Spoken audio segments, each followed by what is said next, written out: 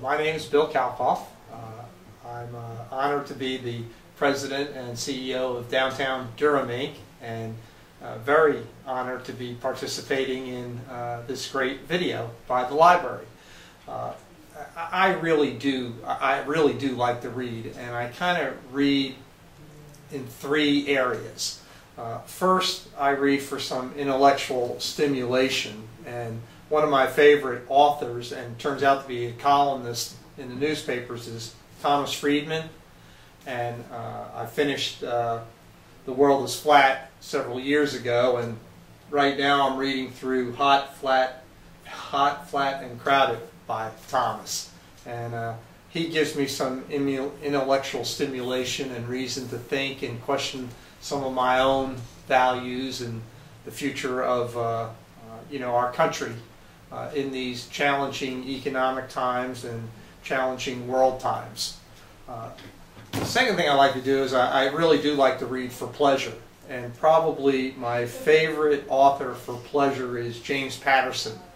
And I just finished his most recent book, and I just saw in the paper that my favorite of his characters is out in a new book that was just released, and that is the detective Mr. Cross. And I love reading about him and his adventures, and so I'm looking forward to, hopefully in the next day or two, purchasing Mr. Patterson's new book with Mr. Cross to follow his, with Alex Cross to follow his future adventures here. And I find these very relaxing, and typically this is what I read just before I go to bed to help me relax to go to sleep.